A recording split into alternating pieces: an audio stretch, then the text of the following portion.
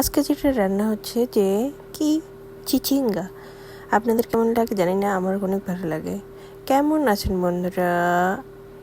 অনেকদিন মাঝখানে 2-1 দিন দেওয়া হয়নি, ভিডিও করতে পারি নাই। তো আমি আজকে রান্না করতেছি রূপচাঁদা মাছ চিচিঙ্গা আলু দিয়ে।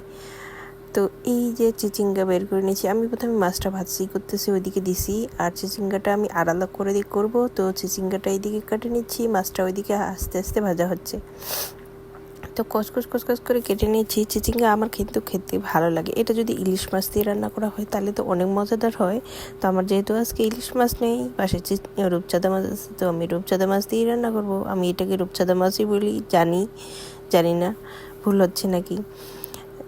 মাছের নাম পেলে কিন্তু আমার খুব ভুল হয়, আমি অত মাছ নাম বলতে পারি না, আমার গন্ডগোল লেগে যায়। তো আমি এদিকে চিচিঙ্গাটা কেটে নিচ্ছি, আলু কেটে নেব, আর তার সাথে পেঁয়াজ কেটে নেব। তো পেঁয়াজটা কুচি কুচি করে কেটে নিচ্ছি, কড়াই বসাই দিছি, ওইদিকে গরম হচ্ছে। আর পেঁয়াজটা কাটার পরে পেঁয়াজটা দিব কড়াই, ওইদিকে গরম হোক, তাতে আমি পেঁয়াজটা সুন্দর মতো করে কেটে নিই। আমাদের প্রতিদিনই মহিলা মানুষের একটা চিন্তা থাকে যে কী রান্না করব রাতে, মনে হচ্ছে সেই চিন্তায় একটা কিছুক্ষণ কাটাই যে আজকে তো দিনটা গেল, সামনে আরেক দিন আসতেছে, কী রান্না হবে।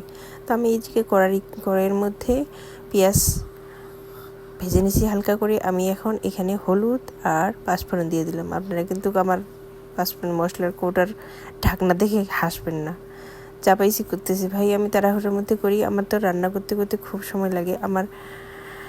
এই যে তার মধ্যে আলু কেটে দিলাম, আলুটাও হালকা ভেজে নিয়ে চিচিঙ্গাটা দিয়ে দিলাম।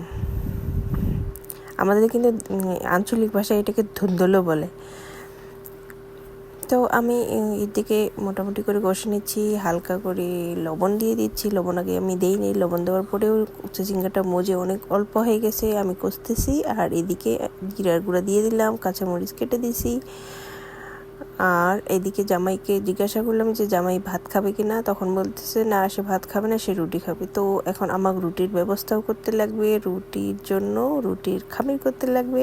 আর এদিকে আমি তরকারিটাতে জল দিয়ে দিলাম, জল দেওয়ার পরে আমি এদিকে রুটি বানানোর জন্য খামির তৈরি করে নিছি। আর রুটি ভেজে টেজে দিয়ে দেবো। একটা রুটি নাকি সে খাবে আর 2টা কাজে নিয়ে যাবে। তো আমি ঝটপট করে নিচ্ছি। তো এই যে আপনারা কিন্তু এটা দেখেও হাসবেন না যে আমি ঠিকমতো রুটিটা গোল করতে পারি না। আমার কাছে যেটা হয় ভাই সেটাতেই আমি সন্তুষ্ট। আমার জামাই এটা নিয়ে আমার কোনোদিনও কমপ্লেন করে নেই যে রুটিটা তোমার কেমন হয়েছে, কেমন শেপ দিছো। এই যে মোটামুটি রুটি আমার ফুলে যাচ্ছে, আমার রুটি ভাজা প্রায় শেষ। আমি এটা আমার মোটামুটি রান্না শেষ হয়ে গেলে আমি আমার জামাইকে খেতে দিব আর মেয়েকে আনতে যাব। তো এই দিকে আমার তরকারিটাও কিন্তু সুন্দর সেদ্ধ হয়ে গেছে। আমি দেখলাম যে আলুটা সুন্দর সেদ্ধ হয়েছে আর চিচিঙ্গাটা সুন্দর সেদ্ধ হয়েছে। তো আমি তাতে এখন মাছটা ঢেলে দিলাম। আমার রান্না প্রায় শেষের দিকে। তো এরপরে ভালো থাকবেন বন্ধুরা। আর যদি ভালো লাগে তো শেয়ার করতে ভুলবেন না। 1-2টা শেয়ার করলে কি হয়, আপনাদের শেয়ার করলে আরও মানুষ দেখতে পাবে। ভালো থাকবেন।